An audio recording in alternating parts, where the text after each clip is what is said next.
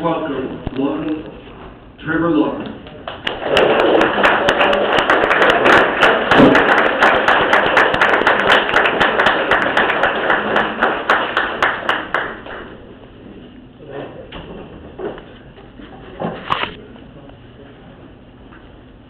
Well, thank you so much, Nelson, and for the intro. And look, it's great to see so many familiar faces. Can everybody hear me down the back all right? Yeah.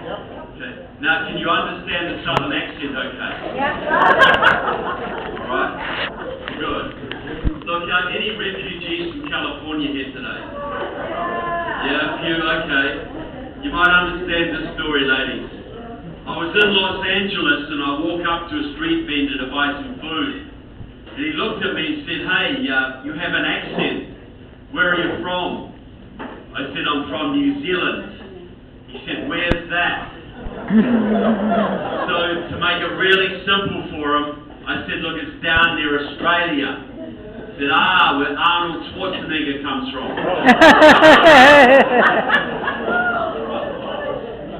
So you can understand why they vote like they do out there, right? Now, people ask me all the time why I should care about the United States. And I say there are two simple reasons. The first is gratitude. You know, my country was facing invasion during World War II by the Imperial Japanese Army. And if it had been for the sacrifice of your fathers and uncles and grandfathers at the battles of Guadalcanal and the Coral Sea and Midway, we would have been done, folks. There's still a strong memory today.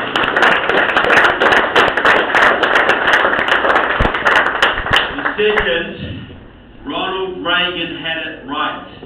This is the last best hope for mankind. Yes. If you, God forbid, ever lose your constitution, your liberty, your economic dynamism, and your military superiority, all of which are under huge threat right now, if that is allowed to carry on, folks, you'll soon be living in a world run out of Moscow and Beijing and Tehran and Havana. And is that the kind of world you want to hand to your children, folks? No. Not on your watch, exactly, sir. Anybody who cares about liberty has to care about the United States. Now, here's the question.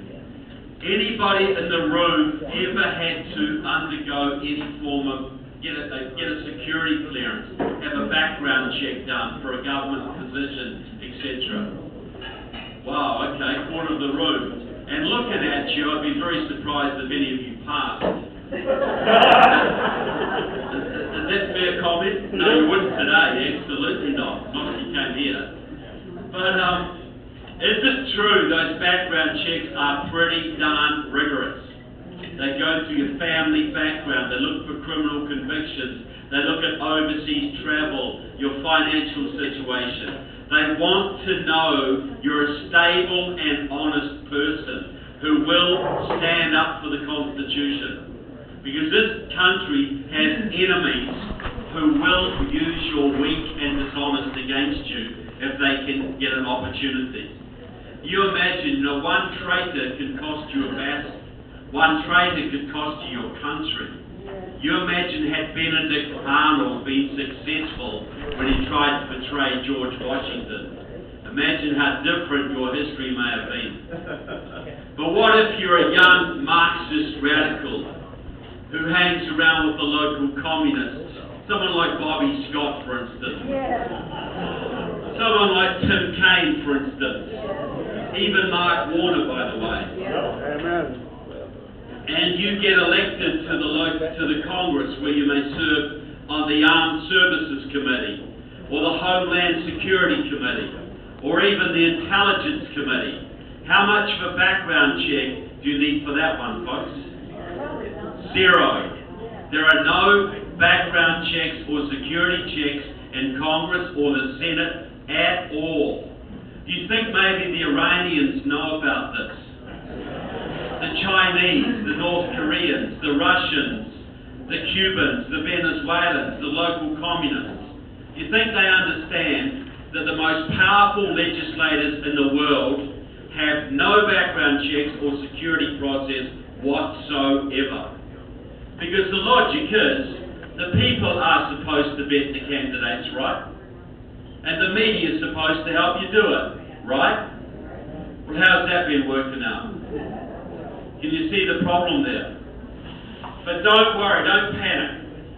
Because there's actually a government agency specifically dedicated to keeping spies and traitors and terrorists out of your government. That is the Federal Bureau of Investigation. You feel better now? Once you would have, folks, once the FBI was a very fine organisation. You know, I had a friend who was an FBI agent. He said, back in California in the 60s, the Northern California Communist Party had 5 leaders. 3 of them were FBI informants. They had them nailed down. Now the communists have the FBI nailed down, unfortunately. So, the FBI has another problem. It answers to the Judiciary Committee in your House of Representatives, most powerful committee in your Congress. The Judiciary Committee oversees the FBI and the Justice Department. And the FBI is supposed to arrest the bad guys, and the Justice Department is supposed to prosecute them. Well, how's that been going? Not quite right, has it? These agencies are weaponized against us now. So, who remembers John Conyers from Michigan? It's in Congress 140, 160 years in total, I believe. He was the head of the Judiciary Committee for 40 years. John Conyers was the man who abolished your House Un-American Activities Committee back in the 70s. One of your last lines of defense against internal subversion. John Conyers had a 50-year history with the Communist Party USA, 40 years with Democratic Socialists of America. He was a member of that organization. He supported the Workers' World Party for 30 years, which is a party that supports North Korea and Cuba and Iran, and is the people ripping down Confederate statues in North Carolina and Louisiana. And he was a big-time supporter of several Muslim Brotherhood front groups. And if you're not sure who the Muslim Brotherhood is, they started out as a semi-secret society in Egypt in 1929. Their goal was worldwide Islam. They worked with the Nazis in World War II. Then after that, they worked with the Soviet KGB. They are the father of Hamas, Al-Qaeda, and ISIS.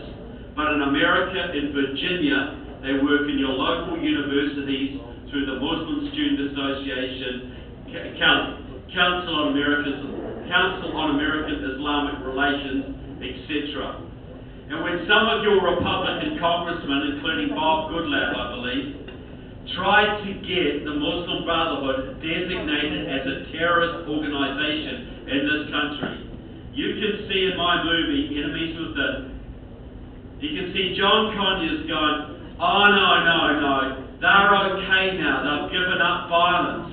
They're a peaceful social service agency now. We should work with them, not against them. John Conyers was a hardcore anti-American Marxist-Leninist. As hardcore as you can get, folks, yet for 40 years he oversaw the FBI and the Justice Department. Now also on that committee until very recently was a woman called Judy Chu from California, San Gabriel Valley, long-time supporter of the Communist Workers' Party, pro-Chinese communist group.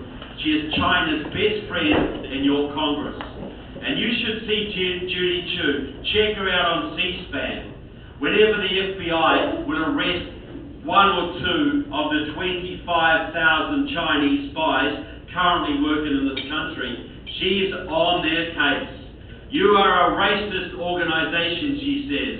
You're only persecuting these people because you hate Asians. And she has arranged for sensitivity training for these cruel FBI agents so they don't persecute these poor Chinese spies any longer.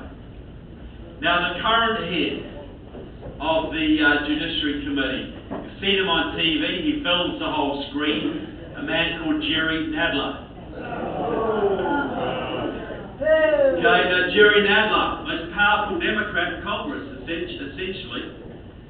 Man who tried to impeach President Trump twice with Adam Schiff. Well, Sean Hannity's been a bit upset lately because, when Ocasio-Cortez came along, he finally realized you had a socialist in Congress. How could this happen? She's a member of Democratic Socialists of America. Well, Jerry Nadler has been a member or supporter of Democratic Socialists of America since at least 1977, people. The man is a full-on Marxist. He's taken over from John Conyers, overseeing the Justice Department and the FBI. So last year, the FBI was out there. They were told to go and track down some of these Black Lives Matter protesters. They found about 6 of them. After all the work they did, they were a lot more diligent tracking down people who took selfies in the Capitol. We all know that. Well, it turns out they weren't very keen to do that because, Jerry Nadler, back in the Clinton days, got Bill Clinton to pardon a friend of his. This was a woman called Susan Rosenberg. She was in jail for 54 years as an accessory to murder and possession of explosives. She was a weather underground terrorist. And then Jerry Nadler got her sprung. She now serves on the funding arm, the chairman of the board of the funding arm of Black Lives Matter. So the FBI was out there trying to track down their boss's friends. You think that might have made them a little nervous? You think about this, people. There's at least 100 members of Congress working for the other team. 25 senators, including both of yours. They're working against the country. They're working with Iran. They're working with Cuba. They're working with China. They're working with Venezuela, the local Communist Party, Democratic Socialists of America, Liberation Road. At least 100, a quarter of each body are working for the other team. None of them could get a background check to drive a school bus in this county.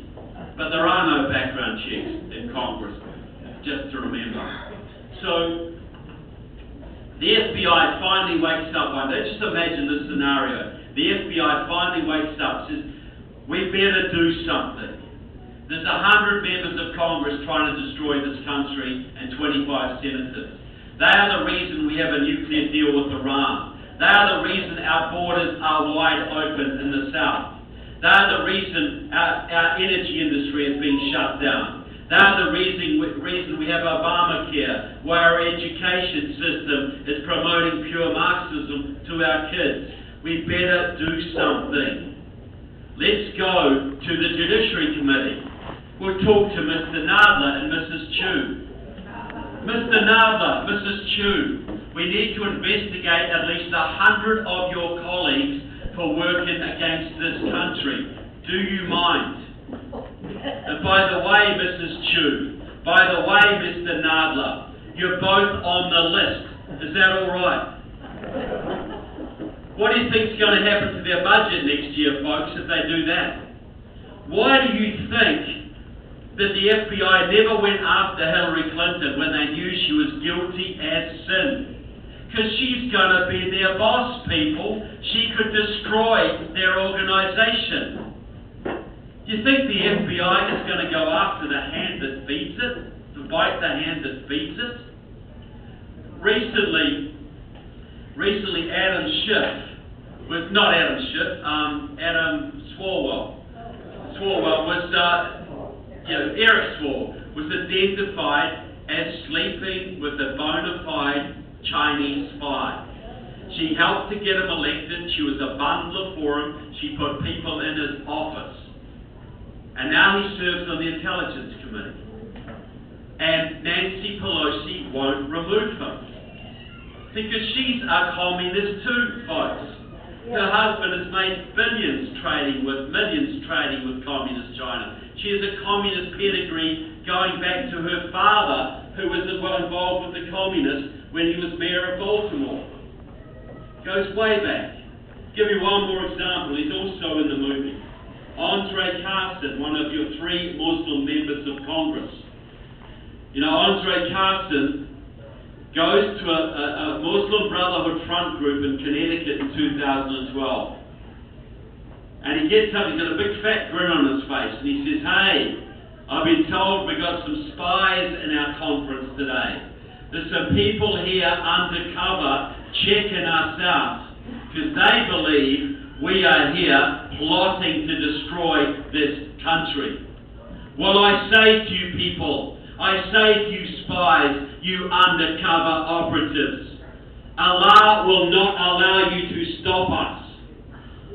This man serves on the Intelligence Committee right now, folks, overseeing the CIA, the FBI, the NSA, the DEA, or 16 of your intelligence agencies.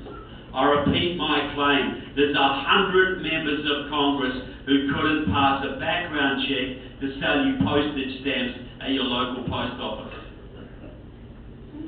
And there's 25 members of the Senate in the same position, including Tim Kaine and your other buddy here, Tim Kaine, who wanted to be the Vice President of this country.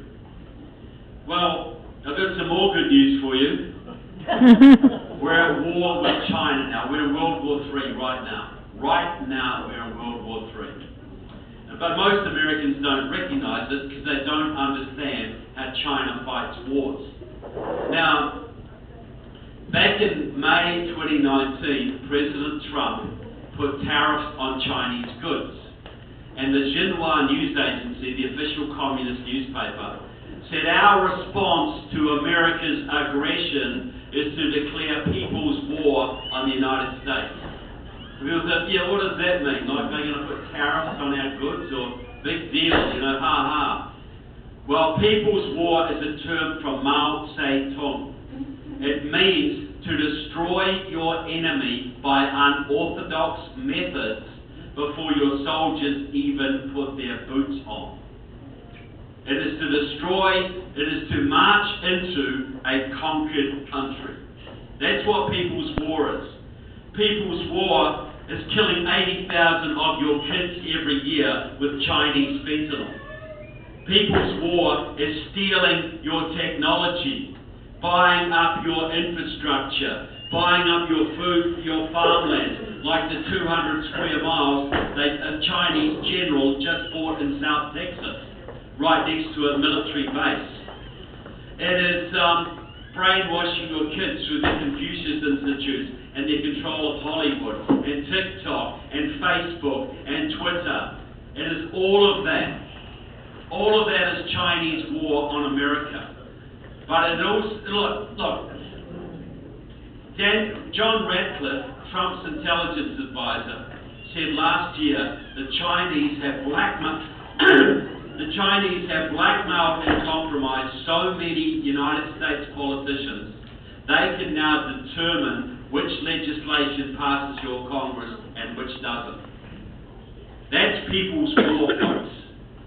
And they're doing it right now in real time. And the media doesn't tell you because they're part of the People's War Army too, by and large. They're all just crawling over themselves to get into the Chinese market. They will tell you nothing that offends China. So, and biological warfare, by the way. The COVID was a biological attack to achieve 3 goals. The first, to wreck your economy. They can buy lots of cheap stuff. Second, to destroy your president, their number one enemy on the planet. Third, to create pressure to massively cut your military budget. That's the game. That is the game. Biden is going to slash your military to pieces, folks. He's already purging all the good guys out of it.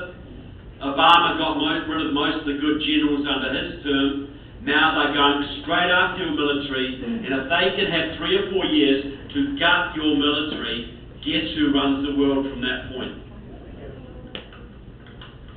Now, locally, then we got the Black Lives Matter protests, right? All because George Floyd got killed in Minneapolis. George Floyd, his killing was just the spark. Those riots were planned since 2016. They were organised by two pro-Chinese communist parties, the Freedom Road Socialist Organisation and Liberation Road. Now, they tried to start the riot with the jogger in Atlanta. Didn't work. They tried to start it when a young woman was killed in a police raid in Kentucky. Didn't work. George Floyd worked because it was right near headquarters and it was so damn public. I've got the leader of Freedom Road on tape talking about the joy they felt when they saw Precinct 3 burnt to the ground. How the violence and the looting and the arson was an integral part of their operation. They burnt, that Freedom Road, they burnt Minneapolis, Chicago, Milwaukee, Kenosha, Jacksonville, Tallahassee, Tampa, Miami, Houston, Dallas, Salt Lake City, Phoenix, Arizona, San Jose, and East LA. The rest of it was burnt by the other pro-Chinese communist group, Liberation Road. Now, Liberation Road has a front group. They started it in 2013. They completely control it. Some of you may have heard of it. It's called Black Lives Matter. That's completely a Chinese operation, folks. 100%. It is controlled by a group called Asians for Black Lives. That is set up by the Chinese Progressive Association of San Francisco, big voter registration organization that runs the Bay Area for China. It's a front for the Chinese. And the man who heads it, Alex Tom, he heads Asians for Black Lives, Chinese Progressive Association, and he funds Alicia Garza, funds Black Lives Matter. Alex Tom and Alicia Garza are best friends for 20 years. Alex Tom boasts about his ties to the Chinese Communist Party, and I've got him on video talking about how he runs his messaging past the Chinese consulate in San Francisco. Black Lives Matter is a Chinese operation, folks. So then they use the energy they're generating, because they got all these young black and Latino kids thinking that the Republicans are Nazis, Trump's a fascist, and the only way we can end racism is to elect Kamala Harris and whatever. I'll go back one step. One step. Alex Tom, Alicia Garza is also the friend of a young woman called Latifah Simon. She was involved with Storm, standing together to organise a revolutionary movement, Van Jones's communist outfit. Latifah Simon was brought out of the gutter, basically, put through college. Now she's a politician in the Bay Area. And her mentor, the woman who put her through all of that, is a woman called Kamala Harris. Oh my God. Kamala Harris and Alicia Garza and Latifah Simon are like that. Kamala Harris is a Maoist, folks. Her whole career has been fostered by pro-Chinese communists. Her parents were pro-Chinese communists. She's a red diaper baby. You've got two Chinese agents effectively in the White House right now. So anyway, all these young kids were told that, the only way to end racism was Biden and Harris. So the Chinese Progressive Association set up a group called Seed the Vote. And they ran voter registration organizations, Block in Wisconsin, Detroit Action in Michigan, Pennsylvania Stands Up in Pennsylvania, New Georgia Project, etc., Lucha in Arizona. They targeted the 7 key swing states.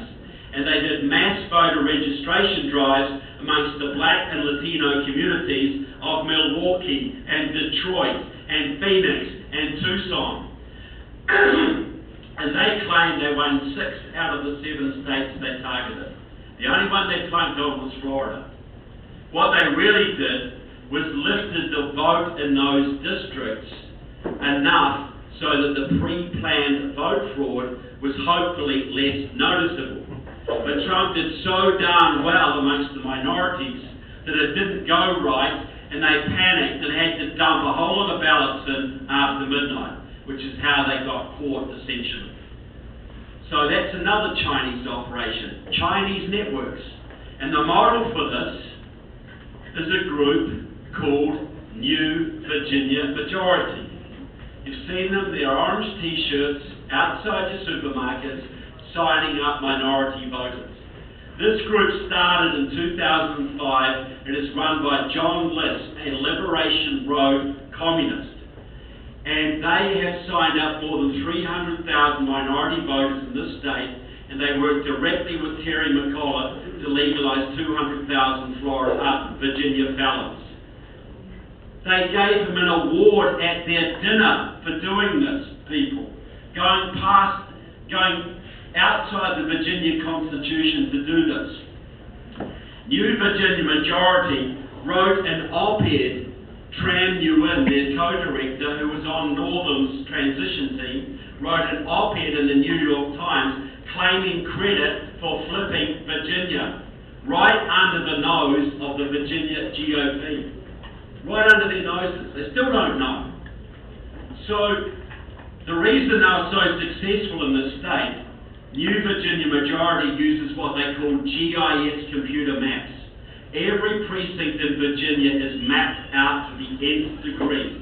They can tell you where the Iranians live, where the Puerto Ricans live, where the Sri Lankans live, where all the minorities are. So they can send minority volunteers into minority areas to sign up the people they're targeting. And as I said, they claim credit for 300,000 new voters for the Democratic Party and a whole bunch more they've got through legalising felons. Well, these GIS maps are generated by a Liberation Road communist called Steve McClure, a graduate of the Geography Department of George Mason University. But he has been generating these maps for the last 10 years, working out of the Geography Department of Wuhan University, China. China flipped Virginia, people. This is a communist Chinese operation that has flipped your state. And they're working on North Carolina and Florida and Texas and Georgia. The same Liberation Road are the reason why North Carolina has a Democratic governor, while Georgia has 2 communist senators, while Arizona has 2 left-wing senators, why Kentucky has a Democratic governor, why Texas, where that certified imbecile Beto O'Rourke came that close to beating Ted Cruz in 2018. The Chinese are flipping the South. It is their target, because if they can flip 1 or 2 more southern states, there will never be another Republican president, ever. They are that close, folks, and it's right under your noses. They claim credit for doing this. They just don't tell you they're working for the Chinese to do it. So that's what's happening in your state right now, folks. Richmond, you've got Richmond for all here. That is a Liberation Road front. They are running people for your mayoralty, for your city council. You've got more than 10 chapters of Democratic Socialists of America in your state. They've got 3 or 4 people in your state legislature now. They've got branches in Richmond and Tidewater, Northern Virginia, on the Blue Ridge. They've got them all over. Because the communists know that if they can flip the South, that's the end of the GOP. And they have a one-party state. And guess which party they control in your system? They control the Democrats. They've got a few Republicans too, believe me, like Mitch McConnell, for instance. But they control the Democratic Party. So right in your state, folks, the Chinese flipped your state and aim to consolidate their power. So you've got to be out there exposing New Virginia Majority. They're doing illegal stuff, I am sure. and they are using maps generated